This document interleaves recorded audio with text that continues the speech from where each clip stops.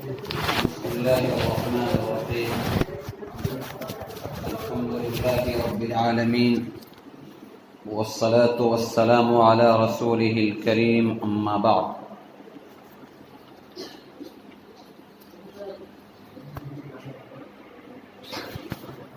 أقيموا الصلاة وآتوا الزكاة.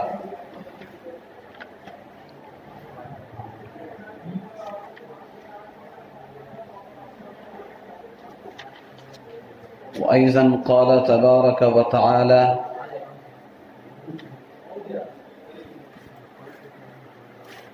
خذ من أموالهم صدقة تطهرهم وتزكيهم بها وصل عليهم إن صلاتك سكن لهم والله سميع عليم. صدق اللہ العظیم. آج ان سال کی یہ آخری تفسیر ہے. ایک سلسلہ پہلے رمضان سے جو شروع ہوا تھا، تقریباً 12 دن کا سلسلہ، قرآن کریم کی چند آیات کے معنی اور مفہوم ہم لوگوں نے پڑھے، اور اللہ رب العزت کا بڑا انعام ہوا کہ ہم لوگوں کو اللہ نے توفیق عطا فرمائی. بہت سے لوگ وقت نہ دے کر اپنا نقصان کیے، کیونکہ ہر وقت یہ باتیں اور ہر وقت یہ موقع نہیں ملتا ہے. رمضان کا مبارک مہینہ کا خاص تعلق ہے قرآن مقدس سے، اس لیے پورے ہندوستان ہی نہیں بلکہ پوری دنیا میں بڑے بڑے مساجد میں علماء ربانی جا کر تفسیر کیا کرتے ہیں. دارالعلوم دیوبند ام المدارس کے بہت سے اساتذہ اکرام ہندوستان اور دیگر ممالک میں تفاسیر کا نظام رکھتے ہیں. حضرت مفتی سعید احمد صاحب پالن پوری رحمت اللہ رحمت واسعہ اکثر و بیشتر نہیں بلکہ بہت لمبے عرصے تک لندن میں تفسیر کا نظام رکھتے تھے. اسی طرح سے علامہ قمر الدین صاحب بھی، ان کا بھی تفسیر کا نظام رہتا ہے. اسی طرح سے شیخ نصیر احمد خان صاحب رحمۃ اللہ علیہ جو دارالعلوم دیوبند کے سب سے عظیم استاد مفتی سعید صاحب کے بھی استاد تھے اور ہمارے بخاری شریف کے آخری استاد رہے ہو، تو حضرت بھی بنارس میں غالباً بہت لمبے عرصے تک تفسیر کا نظام رکھے. تو علماء اکرام یہ کام کرتے ہیں اور ان کی ذمہ داری بھی ہے، ان کو کرنا بھی چاہیے،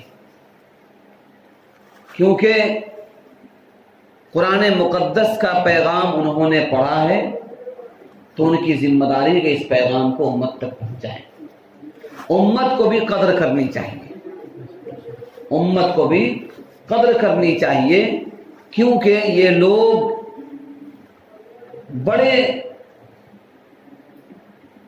تکلیف اور مشقت جھیل کر اس علم کو حاصل کیے ہیں. رمضان کا مہینہ ملتا ہے تاکہ اپنے گھروں پہ رہ لیں، پورے سال تو مدرسے کے حوالے زندگی رہتی ہے. رمضان کا ایک مہینہ ملتا ہے تھوڑا آرام کرنے کا، گھر میں بچوں کے ساتھ رہنے کا. اس وقت بھی صرف دین کے خاطر ہی اپنے بچوں کو چھوڑ کر نکل جاتے ہیں. تو قدر ہونی چاہیے، یہ ہماری ذمہ داری ہے. الغرض بہت کچھ بات ذہن میں تھی، کئی موضوع پر کئی آیات کی تفسیر کرنے کا دل کر رہا تھا، اس کو کرے اس کو چھوڑے. سمندر ہے، سمندر میں سے کس کو چھوڑے کس کو کرے، سب کو کرنا چاہیے، لیکن اسی میں سے جو ذہن میں بات آ جا رہی ہے اسی کو سامنے رکھتے رہا آپ نے. تو آج میں نے سوچا کہ اسلام کی جو 5 بنیادیں ہیں، ایک تو ہے کلمہ لا الہ الا اللہ محمد رسول اللہ، الحمدللہ ہم پڑھے ہیں اس لیے آپ پہ موجود ہیں. دوسری ہے نماز الحمدللہ ہم لوگ پڑھیں، تیسری ہے زکوٰۃ، اور چوتھا ہے روزہ۔ روزہ رکھ رہے ہیں، زکوٰۃ کے متعلق سوچا کہ تھوڑی بات ہونی چاہیے۔ قرآن مقدس میں 82 جگہ 82 جگہ پر اللہ تعالیٰ نے نماز کے ساتھ زکوٰۃ کا ذکر کیا ہے۔ اقیموا الصلاۃ وآتوا الزکاۃ، اقیموا الصلاۃ وآتوا الزکاۃ۔ صرف اسی سے اندازہ مل جاتا ہے اس کی اہمیت کا۔ سورہ توبہ کی جو آیت میں نے پڑھی ہے، اللہ فرماتے ہیں خذ من اموالہم صدقۃ تطہرہم وتزکیہم، کہ اے نبی علیہ السلام آپ ان کے مالوں میں سے صدقہ لیجئے اور ان کو پاک کیجئے اور ان کی تزکیہ کیجئے اس کے ذریعے سے۔ وصلی علیہم، اور ان کے لیے دعا کیجئے۔ ان صلاتک سکن لہم، بے شک آپ کی دعا ان کے لیے باعث سکون ہے۔ واللہ سمیع علیم، اللہ سننے والے اور جاننے والے ہیں۔ اس آیت کریمہ میں جناب نبی اکرم صلی اللہ علیہ وسلم کو اللہ رب العزت نے حکم دیا ہے کہ جن پر زکوٰۃ فرض ہے ان سے زکوٰۃ وصول کر کے ان کو پاک کیجیے۔ مطلب یہ ہے کہ زکوٰۃ نکالنے سے انسان کا مال و اعمال پاک ہو جاتا ہے۔ اسی لیے حدیث پاک میں آتا ہے کہ زکوٰۃ یہ مال کا میل کچیل ہے، انسان کے مال کا میل کچیل ہے۔ جیسے اگر جسم کو نہ دھویا جائے، جسم کو صاف نہ کیا جائے تو جسم پر میل بیٹھ جاتے ہیں، گندگی لگ جاتی ہے، انسان بیمار پڑنے لگتا ہے۔ اسی طرح سے اگر مال کا زکوٰۃ نہ نکالا جائے تو مال بھی گندا ہو جاتا ہے۔ حضرت ابوبکر صدیق رضی اللہ تعالی عنہ کا قول سننے سے پہلے کب فرض ہوا اس کو جانیے۔ زکوٰۃ کی فرضیت سن 2 ہجری میں ہوئی۔ سن مدینہ منورہ میں جناب نبی اکرم صلی اللہ علیہ وسلم جب ہجرت کر کے تشریف لے گئے تو سن 2 ہجری میں زکوٰۃ کی فرضیت ہوئی۔ اس کے بعد جب نبی کریم صلی اللہ علیہ وسلم دنیا سے پردہ فرما گئے، آپ کا انتقال ہو گیا، تو ارتداد کی ایک ہوا چلی، بہت لوگ مرتد ہونے لگے، دین سے پھرنے لگے، اور ایک قبیلہ نے اعلان کر دیا کہ ہم اب زکوٰۃ نہیں دیں گے، کیونکہ جناب نبی کریم صلی اللہ علیہ وسلم موجود تھے، ان کو دیتے تھے، اب نہیں رہے، زکوٰۃ بند، نہیں دیں گے۔ حضرت ابوبکر صدیق رضی اللہ عنہ نے سمجھانے کی کوشش کی لیکن نہیں مانے۔ ابوبکر صدیق نے کہا کہ لو منعونی عناقا، ایک لفظ ہے لو منعونی اقالا الذي يودونها رسول اللہ صلی اللہ علیہ وسلم لقاتلتهم، کہ اگر وہ ایک رسی بھی روکیں گے زکوٰۃ کا جو نبی علیہ السلام کو دیا کرتے تھے تو میں ان سے قتال کروں گا۔ کس نے کہا؟ ابوبکر صدیق نے کہا۔ حضرت عمر ڈر گئے، حضرت عمر نے کہا کہ دیکھیے ابھی تو حادثہ ہوا ہے، اللہ کے نبی کا انتقال فرما گئے ہیں، مسئلہ یہ کہ لوگ مرتد ہو رہے ہیں، اتنی سختی مت برتیا، مناسب نہیں ہے، بعد میں ایسا کریں گے۔ لکھا ہے کتابوں میں کہ ابوبکر صدیق نے گریبان پکڑی ہے تو عمر کی اور کہا خوار فی الجاہلیہ و جبار فی الجاہلیہ و خوار فی الاسلام، کہ تم زمانے جاہلیت میں بڑے بہادر بنا کرتے تھے اور اسلام میں تم بزدل بن رہے ہو۔ لو منعونی علی اقالا لقاتلتهم، اگر وہ ایک رسی بھی روکیں گے تو ان سے میں قتال کروں گا۔ تو عمر کہتے ہیں کہ جب مجھے جھنجھوڑا تو میرے دل کو اللہ نے شرح صدر کر دی، تو میں کہا بالکل صحیح کہتے ہیں، اس حکم کو بالکل جاری کر دیا جائے۔ چنانچہ یہ نظام چلتا ہے۔ سوال یہ ہے کہ زکوٰۃ اسلام میں فرض کیوں کیا گیا؟ اس کی حکمت کیا ہے اور زکوٰۃ کب فرض ہے؟ زکوٰۃ کی حکمت خود قرآن کریم نے بیان کیا ہے۔ قرآن کریم نے کہا کہ ان کے مالداروں سے لیا جائے گا، ان کے غریبوں پر اس کو تقسیم کیا جائے گا، یہ اس کی حکمت ہے۔ اللہ رب العزت نے دنیا کو بنایا اور دنیا میں ایک کیٹیگری بنا دی انسانوں کی، کچھ کو غریب، کچھ کو امیر، کچھ کو پیسہ والا، کچھ کو بے پیسہ والا، الگ الگ سسٹم بنا دیے۔ اسی طرح سے کچھ لوگ ایسے رہے جو صرف دین کے لیے ہی لگے ہوئے ہیں، ان کا پورا زندگی دین کے لیے صرف ہے۔ تو پہلے زمانے میں بادشاہ ہوا کرتے تھے، ان کے لیے وظائف مقرر ہوتے تھے۔ اسلامی حکومت میں زکوٰۃ وصول کرنے کے لیے عمال ہوتے تھے، زکوٰۃ وصول کرتے تھے اور حاکم وقت اس کو اس کے مناسب جگہ پر خرچ کرتا تھا۔ اب وہ زمانہ نہیں رہا، تو غریب و مسکین بے بس لوگ اور جو لوگ اپنی زندگیوں کو دین کے لیے وقف کر چکے ہیں اور مستحق زکوٰۃ ہیں، ان پر خرچ کرنے کے لیے اللہ نے یہ نظام بنا دیا۔ اور حضرت عمر ابن عبدالعزیز رحمۃ اللہ علیہ کے زمانے میں زکوٰۃ کا نظام اتنا بہتر بنا دیا گیا تھا کہ کوئی بندہ غریب نہیں دکھتا تھا، کوئی بندہ غریب نہیں دکھتا تھا۔ یہاں تک لکھا ہے کہ لوگ زکوٰۃ لے کر باہر گھومتے تھے کہ کوئی لے لیتا، کوئی لینے والا نہیں تھا۔ آج ہر جگہ لینے والے ہیں، کوئی دینے والا نہیں۔ وجہ یہ ہے کہ صحیح معنوں میں زکوٰۃ کی ادائیگی نہیں ہو رہی ہے۔ زکوٰۃ کب فرض ہوتا ہے؟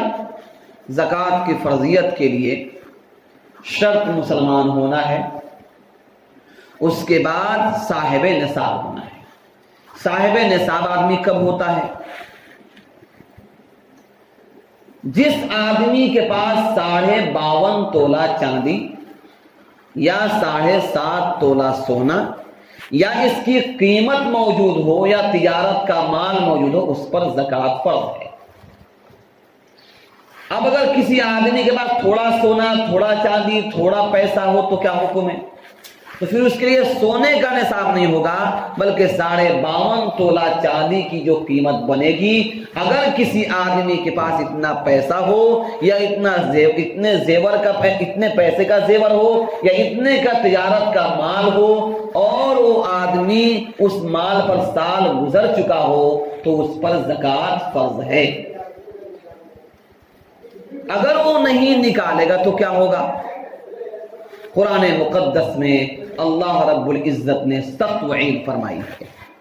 حدیث پاک میں نبی علیہ السلام نے صاف لفظوں میں کہا کہ من آتاہ اللہ مالا فلم یؤدی زکاتہ مسل له ماله یوم القیامت شجاعا اقرع له زبیبتان یأخذ بلہزمتیہ یعنی بشدقیہ ویقول انا مالک وانا کنز۔ حضرت ابو ہریرہ رضی اللہ تعالی عنہ راوی ہیں، فرماتے ہیں کہ نبی علیہ السلام نے ارشاد فرمایا کہ جس آدمی کو اللہ نے مال عطا فرمایا اور اس مال کا زکوٰۃ نہیں نکالتا ہے تو کل قیامت میں اللہ اس کے مال کو گنجا سانپ بنا دیں گے اور وہ گنجے سانپ اپنا منہ سے اس آدمی کے جبڑے کو پکڑ لے گا اور اسے ڈنک مارے گا، کہے گا انا مالک وانا کنزک، کہ میں تمہارا مال اور تمہارا خزانہ ہوں جس کو تم جمع کر کے رکھے تو اس کا حق ادا نہیں کر رہے تھے۔ تو گویا کہ جس مال کے لیے ہم پوری زندگی جھوٹ سچ کر کے اپنے وقت کو لگا کر کما کر دنیا سے مر کر خالی ہاتھ جاتے ہیں اور ہمارے پیسوں پر ہماری اولاد بے حیائی و بے پردگی کی کام کرتی ہے، اس کو اپنے مرضی کے مطابق گزار کر ہمارے لیے وبال جان بن جاتے ہیں، اس مال کا حق ادا نہ کر کے خود ہم جہنم میں اپنے لیے گڑھا کھود رہے ہیں۔ یہ کتنا گھاٹے کا سودا ہے کہ اللہ رب العزت نے ہمیں نعمت عطا فرمائی اور ایک حکم دے دیا تو اس کا ہم ادا کرنے میں ہم کو پریشانی ہو رہی ہے۔ گورنمنٹ نے 30% تک ایک ٹیکس لگا دیے، انسان ڈر کر حکومت کے خوف سے اس کو ادا کر رہا ہے۔ اسلام نے کہا صرف 2.5% تم اپنے مال کا سال میں زکوٰۃ نکال دو، تمہارا مال پاکیزہ ہو جائے گا۔ زکا یزکی تزکیتن کے مناتے پاک صاف کرنے کی، اور زکات کا ایک معنی تھا نمو بڑھوتری کے بھی آتے ہیں۔ اسی لیے علماء نے لکھا ہے کہ جس مال کا زکات نکال دیا جاتا ہے اللہ رب العزت اس مال میں برکت دیتے ہیں، بڑھوتری دیتے ہیں، اور جس مال کا زکات نکالا نہیں جاتا ہے اس مال پر اللہ کا وبال آ جاتا ہے۔ حادثات میں، بیماریوں میں، پریشانیوں میں، حالات میں اس کے مال کو اللہ ضائع کر دیتے ہیں، اس کو احساس تک نہیں ہوتا، گناہ اس کے ذمے باقی رہ گیا، جہنم میں اس کے مال سانپ کے شکل اختیار کر لیے، اور بندہ اپنا حق بھی ادا نہ کیا اور خود اپنے لیے فائدہ بھی نہ کیا، مختلف بیماریوں کا شکار ہو کر اس مال کو یوں ہی کسی کے حوالے چھوڑ کر دنیا سے چلا گیا۔ میرے بھائیوں، اصل ہے یقین کی بات۔ میں ایک بات شروع دن سے بول رہا ہوں، ایک ہے نظر، دوسری ہے خبر۔ نظر یہ کہتا ہے کہ جیب میں 5,000 روپیہ ہے، اس میں سے 2 نکالیں گے تو 3 ہی بچے گا۔ خبر یہ کہتی ہے کہ اگر تم نے 2 کو اللہ کے راستے میں خرچ کر دیا تو میں اس 2 کو 10 گنا بڑھا کر تمہیں عطا کروں گا۔ اب یہ مسئلہ رہ گیا ہمارے یقین پر کہ ہمارے دل میں نبی علیہ السلام کے باتوں کی ویلو کتنی ہے، یقین ہے کہ نہیں ہمیں کہ ہمارے نبی نے کہا کہ زکات نکالنے سے مال گھٹتا نہیں ہے، صدقات کرنے سے مال گھٹتا نہیں ہے۔ اگر ہم کو اس پر یقین ہے تو یقین جانیے کہ ہمارا مال نہ گھٹے گا نہ اس میں کوئی نقصان ہوگا، اور اگر دل میں یقین نہیں ہے تو انسان جتنا بھی جمع کر لے وہ گھٹتا ہی جائے گا اس کا۔ الغرض زکات کا مسئلہ اتنا اہم مسئلہ ہے کہ اللہ کے نبی علیہ السلام نے ارشاد فرمایا بنی الاسلام علی 5، اسلام کی بنیاد 5 چیزوں پر رکھی گئی ہے۔ شہادت لا الہ الا اللہ وان محمد رسول اللہ، پہلا ہے کلمہ شہادت، اللہ تعالیٰ کے ایک ہونے کی گواہی دینا اور محمد رسول اللہ کے آخری پیغمبر ہونے کی گواہی دینا۔ نمبر 2 ہے اقام الصلاۃ، نماز قائم کرنا۔ نمبر 3 ہے ایتاء الزکات، زکات ادا کرنا۔ تو جس پیلر پر اسلام کھڑا ہے، جن بنیادوں پر اسلام کھڑا ہے، اگر ان بنیادوں کو گرا دیا جائے، ان بنیادوں کو مضبوط نہ بنایا جائے تو ہمارا اسلام کس کام کا، کسی کو بھی ڈھا سکتا ہے۔ آسان بات ہے، انسان اپنا گھر بنا رہا ہے اور اس میں جو 4 بنیادی اس نے پیلر دیے ہیں، 5 بنیادی جو پیلر اس نے دیے ہیں، اس میں سے 3-4 پیلر کو خوب مضبوط بنائے اور ایک پیلر کو بالکل کمزور کر دے تو کسی وقت بھی اس کا گھر حادثے کا شکار ہو کر گر سکتا ہے۔ وہی حالت ہے کہ ہم نماز بھی پڑھ لے رہے ہیں، روزہ بھی رکھ لے رہے ہیں، اللہ توفیق دیتے ہیں تو حج بھی کر لے رہے ہیں تاکہ لوگ حاجی صاحب کہیں کم سے کم، تو اب ظاہر سی بات اگر زکات ادا نہیں کرتے ہیں تو ایک بنیاد کو ہم نے بہت کمزور کر دیا، ہمارا اسلام کسی وقت بھی گر سکتا ہے۔ اور دوسری بات یہ کہ نبی علیہ السلام نے بہت سی اس پر بہت وعیدیں فرمائی ہیں جو زکات نہ نکالے، اور جو نکالے اس کے لیے بڑی خوشخبری فرمائی ہے۔ الحمدللہ بہت سارے لوگ ہیں جو اپنے زکاتوں کا حساب کر کے نکالتے ہیں۔ بہت لوگ حساب نہیں کرتے، بولتے ہیں ہم دے دیتے ہیں، ایسے دے دیتے ہیں۔ ایک بات سن لیجئے، اگر کوئی بندہ زکات کو زکات کے نیت سے نہ دے کر ایسے ہی دے دے تو زکات ادا نہیں ہوگا۔ زکات بول کر دینا ضروری نہیں ہے، کسی غریب رشتہ دار کو دینا ہے، کوئی غریب ہے، رشتہ دار ہے، اس کو زکات دینا ہے تو اس کو مت بولیے کہ ہم زکات کا پیسہ آپ کو دے رہے ہیں، لیکن دل میں نیت ہو کہ میں زکات کا پیسہ دے رہا ہوں، ورنہ زکات ادا ہی نہیں ہوگا۔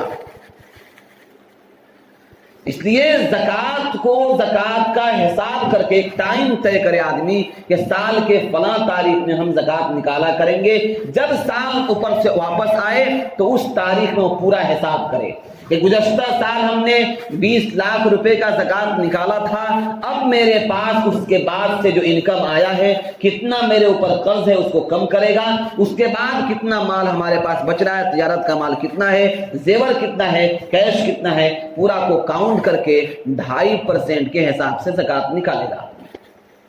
40 میں 1، 100 میں 2.5 روپیہ، یہ اس کا حساب کتاب ہے۔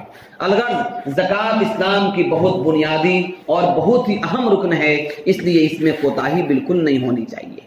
آپ کو جس کو دینا ہے دیجیے، لیکن مسلمان کو دینا شرط ہے زکات۔ زکات کی رقم آپ غیر اسلامی لوگوں کو نہیں دے سکتے ہیں، صدقات خیرات کیجئے، کوئی نہیں روکتا ہے، زکات کا رقم مسلمان کو دینا ضروری ہے۔ اب اس کے لیے آپ کو جس کا انتخاب کرنا ہے کریں، اور ان تک آپ کی ذمہ داری ہے کہ تحقیق کر کے اچھی جگہ پر پہنچائیں کہ آپ کا زکات کا استعمال صحیح ہو سکے۔ آج کل بہت سے لوگ آ رہے ہیں، داڑھی ٹوپی لگا کر بھی آ رہے ہیں، اور اندر سے کچھ اور ہی نام ان کا لکھا ہے، آدھار کارڈ میں کچھ اور ہی نام لکھا ہے، اور ہمارے زکات کو لے کر شراب پی رہے ہیں اور جوا کھیل رہے ہیں اور نشہ کر رہے ہیں، ہم آنکھ بند کر کے دے دیتے ہیں۔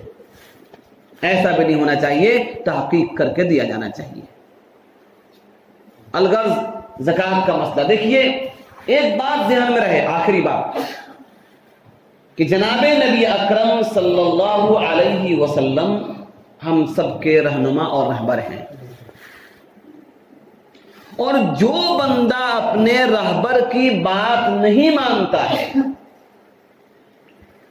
اس کو بہت سے مسائل اور مشکلات سے دوچار ہونا پڑتا ہے۔ جن لوگوں نے بھی اپنے بڑوں کی، اپنے مربیوں کی بات نہیں مانی ہے، انہوں نے گھاٹا اور نقصان اٹھایا ہے۔ ظاہر سی بات ہے کہ نبی علیہ السلام سے بڑا مربی، نبی علیہ السلام سے بڑا کوئی پیر، نبی علیہ السلام سے بڑا کوئی بزرگ، نبی علیہ السلام سے بڑا کوئی رہبر روئے زمین پر ہو ہی نہیں سکتا ہے۔ تو آپ نے جو رہنمائیاں ہم کو دی ہے، جو ہم کو گائیڈ لائن دیے ہیں، ان کا فالو کرنا، ان کو دیکھنا، ان پر عمل کرنا ہماری ذمہ داری ہے، اور شرعی ذمہ داری ہے۔ ایمان کا تقاضا ہے کہ ان باتوں کو مانا جائے اور ان پر آنکھ بند کر کے عمل کیا جائے۔ اگر اس یقین کے ساتھ عمل کیا جائے گا تو اللہ رب العزت اضافہ کرتے جائیں گے۔ ہمارے ایک شاگرد ہیں مدنا پور کے، اللہ تعالیٰ نے نوازا ہے، مال دیا ان کو۔ جب پڑھتے تھے تو بہت کوئی خاص نہیں تھا، ان کے حیدرآباد وغیرہ میں کاروبار ہیں سونے کے، تو زکوٰۃ نہیں نکالا کرتے تھے وہ لوگ۔ جو ان کا بھائی ایک بھائی تھا، حافظ قرآن، قاری تھا بہترین، اچانک حادثہ ہوا، اس کا انتقال ہو گیا۔ نوجوان لڑکا تھا، شادی بھی نہیں ہوئی تھی ابھی، ہاں اس کا برین ہیمریج ہوا، اس کا انتقال ہو گیا۔ جب اس کا انتقال ہوا تو اس کے چھوٹے بھائی جو وہاں کام کر رہے تھے کہا کہ اب ہم حافظ بنیں گے، اور اپنے بھائی کا لباس پہن کے چلایا مدرسہ میں پڑھنے۔ اس کی عمر ہو گئی تھی 20 سال کا، 22 سال قریب، لیکن چلایا پڑھنا، بہت محنت کیا، اور 3-4 سال میں اس نے 22 پارہ حفظ بھی مکمل کیا الحمدللہ۔ 22 پارہ پڑھا، اس کے بعد پھر کوئی ضرورت پہ چلا گیا، ابھی پڑھ رہا ہے، یاد کرتا رہتا ہے۔ تو اس کو سمجھایا گیا، بات سمجھ میں آئی اس کو، تو اس نے زکوٰۃ نکالنے کے لیے اپنے بھائی سے چھپ کے تھوڑا سا سونا وہاں سے بیچ کر زکوٰۃ نکالا اس نے۔ پھر آہستہ آہستہ بھائی کو سمجھاتا رہا، وہ لوگ اتنا پیسہ کیسے نکالیں گے، سمجھاتا رہا، کوشش کرتا رہا، خود سے نکالتا رہا۔ کہتا ہے کہ حضرت اس زکوٰۃ نکالنے کی برکت سے تقریباً 7 سے 8 سال میں اللہ تعالیٰ نے 10 کروڑ کا کام کرایا اس سے۔ صرف مدنا پور میں ایک جگہ کام کیا ہے، 7 کروڑ کا کام کیا اس نے۔ ہم خود وہاں گئے اس کا ادھاٹن کرنے، لاج کا ادھاٹن کرنے کے لیے۔ میرے بھائیوں، اس بچہ کہتا ہے کہ، اور ایک میرے دوست ہیں پائلٹ رضوان، پہلے یہی تھے، یہاں آتے تھے پڑھنے کے لیے، پائلٹ ہیں، یہاں پر تراویح پڑھتے تھے، ابھی حیدرآباد چلے گئے۔ تو انہوں نے ایک بار فون کیا ہم کو، مفتی صاحب ہم کو زکوٰۃ نکالنا ہے، پیسے نہیں ہے، میں جاب چھوڑ دیا ہوں، میں گھر بیٹھا ہوں، پیسے نہیں میرے پاس۔ تو انہوں نے کہا کہ بعد 1 سال بعد نکال دیجیے گا۔ کہا نہیں، ہم کو اسی سال نکالنا ہے، ہم زمین بیچنا چاہ رہے ہیں۔ ہم نے کہا کہ بھائی ایسا کیجئے، زمین مت بیچیے، پھر جاب لگے گا تو اس زکوٰۃ کو آئندہ نکالیں گے۔ کہا نہیں، اگر ہم کو بیماری ہوتی تو ہم آئندہ کے لیے سوچتے کیا، ابھی ہم زمین بیچ دیتے۔ تو ہم پر زکوٰۃ فرض ابھی ہے، زیور ہے، بیوی کے پاس زکوٰۃ فرض ہے، زمین ہے میرا بزنس کا وہ ہے، تو ہم زمین بیچ کے زکوٰۃ دیں۔ زمین بیچ کر اس نے زکوٰۃ نکالا۔ آج اللہ تعالیٰ کہاں سے کہاں پہنچ جائے۔ تو میرے بھائیوں، جن لوگوں نے یقین کے ساتھ اللہ کے راستے میں، اور یہ تو جیسے نماز فرض ہے ویسی زکوٰۃ فرض ہے، یہ کوئی احسان نہیں ہے اسلام پر، یہ احسان نہیں ہے نبی اسلام پر، یہ ذمہ داری ہے۔ ایک ہوتا ہے صدقہ کریں گے تو احسان ہوا، چلو مان لیا۔ زکوٰۃ تو ایسے ہی ہے جیسے ہمارا نماز، ایک وقت کے نماز کے چھوڑنے سے انسان کئی 100 سال تک جہنم میں جلے گا۔ اکثر سنتے رہتے ہیں لیکن زکات انسان دھڑلے سے کھا جا رہا ہے خود ہی اور سمجھتا ہے کہ کچھ نہیں ہوگا. بہت بھیانک مسئلہ ہے. زکات کا منکر کافر ہے، نہ دینے والا فاسق ہے، اور کوئی زکات کا منکر انکار کرنے والا ہو تو اس کا ایمان ختم، رکن اسلام ہے. اس لیے میرے بھائیوں، اپنے بزرگوں، اپنے اکابر اور جناب نبی علیہ السلام کے ان باتوں پر عمل کر کے اپنے آخرت کا نجات بنانے کے لیے ہم کوشش کریں انشاءاللہ. ایک واقعہ، یہ بچہ کئی روز سے بول رہا ہے، آج بہت تھکا ہوا ہوں، تھوڑا دور چلا گیا تھا، ایسے ہی سامان میں لینا تھا کپڑا گھر کے لیے، ایک دم آج کی دھوپ میں پڑا اور میرے حالت خراب ہو گئی. پھر بھی اس بچے کا مطالبہ ہے تو ایک واقعہ سنانا ہے بڑی ہنسی کا واقعہ لیکن بڑا عبرتناک واقعہ ہے. میں نے ابھی کہا کہ اپنے بڑوں اور بزرگوں کی بات ماننی چاہیے. جن لوگوں نے بڑے بزرگوں کی نافرمانی کی ہے ان کو بہت پچھتانا پڑا ہے. چنانچہ ایک پیر صاحب اپنے مرید کو لے کر کہیں سفر کر رہے تھے. سفر کرتے کرتے ایک گاؤں میں پہنچے، ایک شہر میں پہنچے. رات ہو گئی تو پیر صاحب نے مرید سے کہا، بیٹا رات بہت ہونے والی ہے، اب یہیں ٹھہر جاتے ہیں، کل صبح پھر سفر کریں گے. کہا حضرت ٹھیک ہے. ٹھہر گئے کہیں پہ سرائے میں. کہا کہ بیٹا کچھ لاؤ بازار سے خرید کر تاکہ کھا لیا جائے، پھر صبح یہاں سے نکلیں گے. اب بیچارہ شاگرد وہ مرید گیا خریدنے کے لیے. پوچھا بھائی ستو کیسے ہے؟ بھائی پیر صاحب کیا ستوے کھائیں گے؟ ستو کیسے ہے؟ کہا کہ ٹکے سیر، 1 ٹکا میں 1 سیر. تو کہا کہ اچھا، اور کھجور کیسے ہے؟ کہا ٹکے سیر. اب یہ بڑا تعجب ہے اس کو مرید کو، بھائی کیا بات ہے، کھجور بھی 1 ٹکا میں 1 سیر اور ستو بھی 1 ٹکا میں 1 سیر. تو اس کو شک ہوا. کشمش کیسے؟ کہا ٹکے سیر. بادام کیسے؟ ٹکے سیر. کاجو کیسے؟ ٹکے سیر. جو ہے سب ٹکے سیر، ہر ایک مال ایک دام. تو اس نے کہا کہ بھائی حضرت بولے ستو لانے کے لیے، تو بڑا اچھا شہر ہے، یہاں پہ کیا ہے؟ اس نے کیا کہا کاجو کشمش بادام لیا اور چلا گیا حضرت کے پاس. یہ کہاں سے لایا تم کو 1 ٹکا دیا تھا ستو کے لیے، کہاں سے لایا تم؟ حضرت یہاں پہ سب ایک ہی برابر ہے، آپ ستو لیجئے تو یا بادام لیجئے تو، جو ہے 1 ٹکا میں. کہا کہ جلدی بھاگ یہاں سے سامان لے کر. کہا کیوں؟ ارے حضرت تو بڑا اچھا غنیمت ہے، شہر بڑا اچھا ہے کہ یہاں پر 1 دن کمائیں گے اور 10 دن بیٹھ کے خالی حلوہ ملیدہ کھائیں گے اور کاجو کا کشمش کھائیں گے. کہا کہ تم بات نہیں سمجھ رہے ہو، یہاں سے چھوڑ کر بھاگو، یہ ٹھیک جگہ نہیں ہے. کہا حضرت آپ بوڑھے ہو گئے، آپ کا دماغ میں کام کرنا چھوڑ دیا ہے، اس سے اچھا شہر کہاں ملے گا؟ کہیں جائیے، اتنی مہنگائی ہے، پریشانی ہے، کیا ملے گا آپ کو کھانے کے لیے؟ ستو ملے گا. اور کیا ملے گا آپ کو؟ روز ستو کھائیں گے؟ یہاں پہ ہے مختلف ہے، کبھی کھجور کھائے، کبھی کاجو کھائے، کبھی کشمش کھائے، کبھی بادام کھائے، جو مرضی ہو کھائیں گے 1 ٹکا میں. 1 دن کمائیں گے، 7 دن بیٹھ کے کھائیں گے. اب بیچارے بوڑھے تھے، پیر صاحب سوچے زیادہ اس سے بحث کریں گے تو کوئی ہم کو لگا ہوگا نہ دے. پیر صاحب بولے چل بھیا جو کرنا ہے کر. رہنے لگے وہیں پر. اتفاق سے ایک دن اس شہر میں چوری ہوئی. اتفاق سے اس شہر میں چوری ہوئی.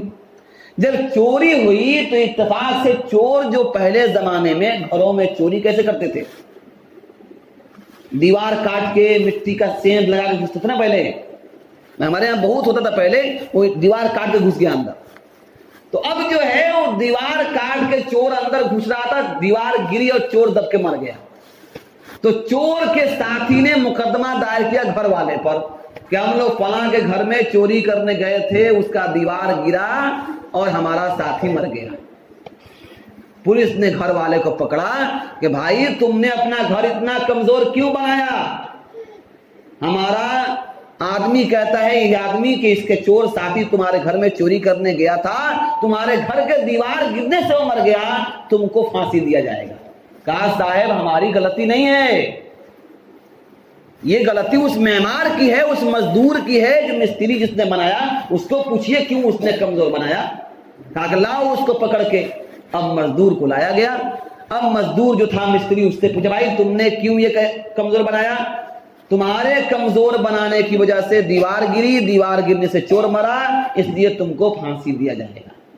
اس نے کہا صاحب میری غلطی نہیں ہے، میٹیریل جیسا ملا ویسا بنایا، اب جو مزدور تھا اس نے گلاوا جو بنایا بہت کمزور بنایا، اچھا نہیں بنایا، دیوار کمزور ہو گئی، تو اس کو پکڑیے، کہاں بات صحیح ہے، اس کو پکڑا جائے۔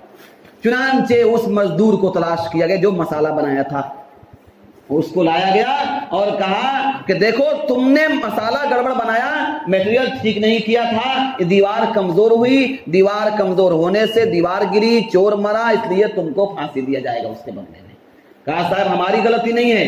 کہا کسی غلطی ہے؟ کہا کہ میں اس مسالے میں پانی ڈالنے کے لیے بالٹی میں ڈول لے آ رہا تھا کہ ایک ہاتھی دوڑتا آ رہا تھا، اب وہ ہاتھی کے دوڑنے سے میں ڈر گیا اور پورا پانی اس میں گر گیا، جس کی وجہ سے گلاوا تھوڑا سا کیا ہوا، پتلا ہو گیا، کمزور ہو گیا، ڈھیلا ہو گیا، اس لیے دیوار کمزور ہو گئی۔ کہا کہ ہاتھی والے کو پکڑ کے لاؤ۔ اب ہاتھی والے کو تلاش کیا گیا، اب ہاتھی والا کو لایا گیا، کہا کہ بھائی دیکھو تم نے ہاتھی روڈ پر دوڑایا، یہ بیچارہ مزدور تم سے ڈرا، ڈرنے سے ویسے پانی گرا زیادہ، مسالہ کیا ہوا، پتلا ہوا، مستری نے اس کا دیوار بنا دی، دیوار کمزور ہوا، دیوار گرنے سے چور مرا، اس لیے تم کو پھانسی دیا جائے گا۔ ہاتھی والے نے کہا صاحب میری غلطی نہیں ہے، میں تو ہاتھی لیے آ رہا تھا، ایک عورت جو ہے بڑے ہاتھ میں اور پیر میں زیور پہن کے وہ جھنجھن کرتے آ رہی تھی، اس کے جھنجھناہٹ سے ہاتھی بدک گیا اور ہاتھی دوڑنا شروع کر دیا۔ کہا کہ اس عورت کو پکڑا جائے، اس کو پھانسی دی جائے گی۔ عورت کو لایا گیا کہ دیکھو تم نے ایسے زیور پہن کے تم کیوں باہر نکلی کہ تمہارے پیر کے گھنگرو بجنے سے، جھنجھن کرنے سے ہاتھی بدک گیا اور اس کی وجہ سے اتنا بڑا حادثہ ہوا کہ چور مر گیا، تم کو پھانسی دیا جائے گا۔ اس عورت نے کہا کہ صاحب میری غلطی نہیں ہے، وہ تو سونار کی غلطی ہے جس نے ایسا زیور بنا دیا ڈھیلا، اس نے میرا پیر تھا پتلا، اس نے بہت ڈھیلا بنا دیا، چلتی ہوں جھنجھن بجتا ہے، میری غلطی کیا ہے اس میں؟ کہا اچھا تو اس سونار کو پکڑا جائے، اسی کو پھانسی دیا جائے گا۔ اب لایا گیا سونار کو پکڑ کے، اب سونار بیچارہ مجبور کیا کرے؟ کہا صاحب غلطی ہوئی۔ کہا غلطی نہیں ہوئی، چور مرا ہے، موت کا بدلہ موت، تم کو بھی پھانسی دی جائے گی۔ ٹھیک ہے، مقدمہ دائر ہو گیا، پھانسی کا وقت طے ہو گیا، فلاں دن پھانسی ہے۔ اب پھانسی کا سسٹم یہ ہے کہ ایک بار میں مرے تو مرے، ورنہ پھر چھوٹ جاتا آدمی۔ اب بیچارہ سونار تو اسی دبلا پتلا آدمی ہوتا ہے، بالکل دبلا پتلا تھا۔ اب اس کو کھڑا کیا گیا، اس دم اس کو اس پر تختے دار پر، اور جلاد کو حکم ہوا کہ بھائی جب اس کو گلے میں رسی ڈالو اور دباؤ ٹریمر تاکہ اوپر اٹھ جائے۔ اب بیچارہ اس کو گلے میں رسی ڈال دیا، یہاں ٹریمر دبایا، اتنا دبلا پتلا کہ رسی باہر نکل وہیں کھڑا ہے چپ چاپ۔ اب جج صاحب نے کہا بھائی دیکھو اس کی تو موت ہوئی نہیں، اب پورے شہر میں دیکھو سب سے موٹی گردن کس کی ہے، اس کو پھانسی دیا جائے گا۔ اب تلاش کرتے کرتے پیر صاحب کا وہ مرید کھا کے بڑا موٹا کیا تھا گردن، حلوہ ملیدہ کھا، اب اسی کو پکڑا گیا کہ پیر صاحب اب آپ کے مرید کی باری ہے، اسی کی گردن بہت موٹی ہے، اسی کو پھانسی دیا جائے گا۔ اب کہا حضرت معاف کیجئے، بڑی آفت آ گئی، ہم کو بچائیے۔ آپ بچائیے کیا؟ میں کہا تھا تم کو یہ شہر کو چھوڑو، یہ شہر ٹھیک نہیں ہے، اب جاؤ پھانسی پہ چڑھو۔ پیر پکڑتے حضرت معاف کر دیجئے، جو غلطی ہوئی سو ہوئی، ہم کو بچا لیجئے۔ کہا ہم کیسے بچائے تم کو؟ بہت ضد کیا کہ اب غلطی نہیں کریں گے، کبھی آپ کی بات نہیں کاٹیں گے، جو کہیں گے وہی کریں گے۔ انسان آخرت میں ایسے ہی کہے گا، ہے واقعہ ہنسنے کا، عبرت بہت ہے اس میں۔ انسان آخرت میں رب سے ایسے ہی کہے گا، جب دیکھے گا جہنم کی وہ خطرناک وادی اور میدان محشر کا وہ منظر، تو کہے گا ربا ایک بار موقع دے دیجئے، بس ایک بار بھیج دیجئے، اب جائیں گے تب بزرگ بن جائیں گے، ہم ایک دم زکات بھی نکالیں گے، نماز بھی پڑھیں گے، حج بھی کریں گے، روزہ بھی رکھیں گے، جھوٹ نہیں بولیں گے، سچ بولیں گے، گناہ نہیں کریں گے، جو کہیں گے وہی کریں گے، ایک بار بھیج دیجئے۔ اب کا ہوت پچھتائے جب چڑیا چگ گئی کھیت، وقت نکل گیا، اب واپسی کا کوئی راستہ نہیں ہے۔ اس پیر صاحب نے کہا بیٹا کوئی راستہ نہیں ہے۔ اس نے بڑی منت سماجت کی، تو کہا کہ ٹھیک ہے چلو ایک شکل نکالتے ہیں، جب پھانسی دینے کے لیے تم کو بلائے گا جج تو ہم دوڑ کے آ جائیں گے کہ ہم کو پھانسی دو، اس کو چھوڑو۔ تم کہنا نہیں ہم کو دو، اس کو چھوڑو، ہم دونوں آپس میں بولتے بولتے تم مجھے ایک تھپڑ مارنا، میں تمہیں ایک تھپڑ ماروں گا۔ ابو کہا مرید صاحب حضرت پیر صاحب آپ کو کیسے ماریں گے؟ ہم کہا نہیں مارو تو مرو گے۔ چلیے ٹھیک ہے تو ماریں گے، کیا کریں گے، بچنا ہے۔ اب چلے پورا مجلس لگ گیا، جج صاحب بیٹھ گئے، فیصلہ سنانے کا وقت آ گیا۔ سنایا گیا فیصلہ کہ اس شہر میں ایک صاحب کے گھر میں چوری ہوئی، دیوار گرنے سے چور مرا، دیوار بنانے والے کو پکڑا گیا، وہ مجرم نہیں ٹھہرا، مزدور کو پکڑا گیا، وہ بھی نہیں ٹھہرا، ہاتھی والے کو بھی نہیں ٹھہرا، عورت کو بھی نہیں ٹھہری، اس کے بعد سونار پکڑا گیا، وہ ٹھہرا لیکن اس کی گردن بچ گئی، موٹی گردن والے کو پھانسی ہوگی، پیر صاحب کا مرید کا، پھانسی کے تختے پر لے جایا گیا اس کو۔ اب پیر صاحب دوڑے، نہیں نہیں اس کو نہیں، اس کو نہیں، ہم کو پھانسی دیا جائے گا۔ وہ کہتا نہیں ان کو نہیں، ہم کو دیا جائے گا، اب ان کو نہیں ہم کو، ان کو نہیں ہم کو، ان کو مارا تڑا کے تم دیکھیں، او مارے تڑا۔ اب بیچارہ جج پریشان کہ بھائی معاملہ کیا ہے، مرنے کے لیے اتنا اتھل پاتل کیوں ہو رہا ہے، اجائے ایسے کیوں کر رہے ہو تم؟ پیر صاحب کہتے ہیں تمہیں کیا پتا ہے، آج جو مرے گا وہ ڈائریکٹ سورگ میں جائے گا، جنت میں جائے گا۔ تو جج نے کہا تو پھر تم دونوں میں سے کسی کی پھانسی نہیں، میری پھانسی ہوگی، اور جا کر لٹک گیا، بیٹا چلا گیا دم صاف سورگ میں۔ میرے بھائیوں، واقعہ تو ہے ہنسانے والا لیکن بڑی عبرتناک ہے۔ اپنے بڑوں کی بات نہیں مانیں گے، ہم لوگ کہتے ہیں آپ تھوڑے سمجھیں گے، اب آپ کا وقت گیا۔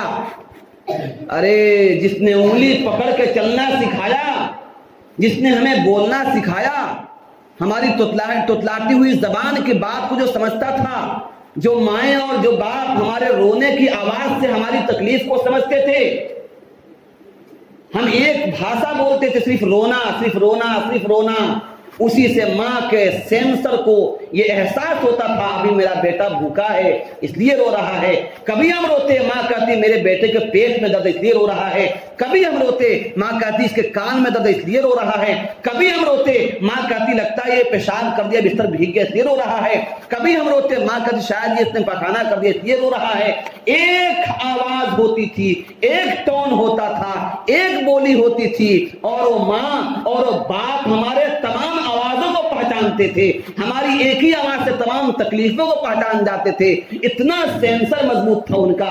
آج ہم کہتے آپ نہیں سمجھیں گے، تم نہیں سمجھو گے، بڑی آسانی سے بولتے تھے تم نہیں سمجھو گے۔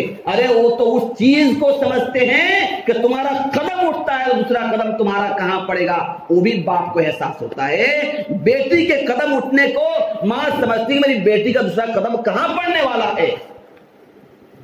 آج ہم اپنے بڑوں کی بات نہیں مان رہے ہیں تو حالات دیکھے جا رہے ہیں کہ جیسے حادثہ پیش آیا اس پیر صاحب کے مرید کے ساتھ میں، وہ سمجھا کہ سب ٹکے سیر ہے، بڑے مزے کریں گے، ویسے آج ہم بھی سمجھ رہے ہیں کہ دنیا بڑا اچھا ہے، مزے اڑاؤ، جو کرنا ہے کرو، نہ علماء کی بات سننی ہے، نہ اولیاء اللہ کی بات سننی ہے، نہ نبی کے حکم کو ماننا ہے، نہ قرآن کے پیغام کو ماننا ہے، کچھ نہیں ماننا ہے، جو کرنا ہے اپنی مرضی سے کرو، اپنا عقل ہے، اپنی طاقت ہے، اپنا دولت ہے، اور اس عیش و آرام میں ہم چلے جا رہے ہیں۔ جب وقت آئے گا اور گردن پھنسے گی تو پھر اس وقت چلائیں گے حضرت بچا لیجئے اور فلاں بچا لیجئے، تو اللہ نے اعلان کر دیا یوم یفر المرء من اخیہ و امہ و ابیہ و صاحبتہ و بنیہ، اس روز کوئی کسی کے کام نہیں آئے گا، باپ بیٹے سے بھاگے گا، بیٹا باپ سے بھاگے گا، ماں بیٹی سے بھاگے گی، بیٹی ماں سے بھاگے گی، کوئی کسی کا پرسان حال نہیں ہوگا۔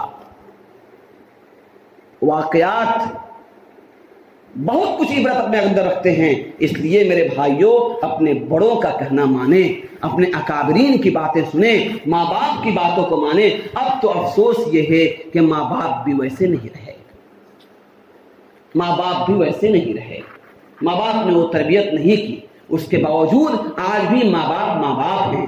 ایسا نہیں ہے کہ ان کا درجہ گھٹ گیا، اگر وہ غلط کرتے ہیں تو ان کا حساب اللہ لینے کے لیے بیٹھا ہے۔ ہماری جو ذمہ داری ہے وَلَا تَقُلْ لَهُمَا أُفٍّ وَلَا تَنْهَرْهُمَا، ماں باپ کو اف تک مت کہو، نہ ان کو جھڑکو۔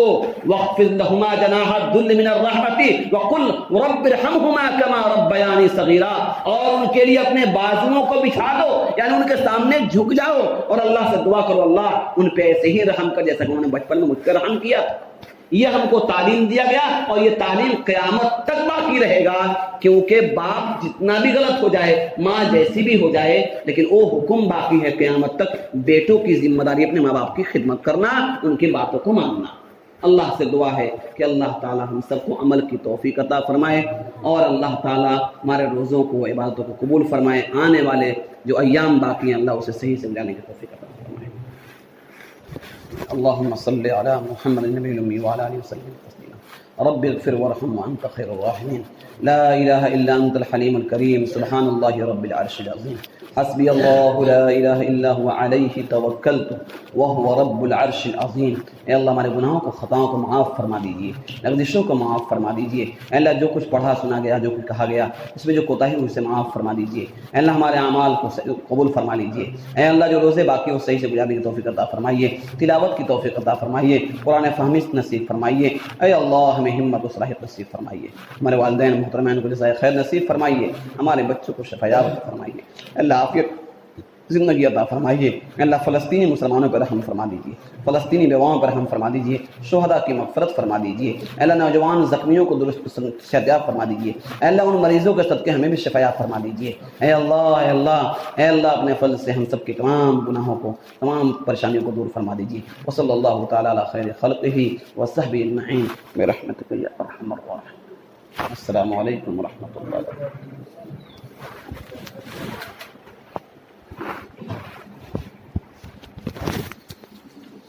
والله ما عليك.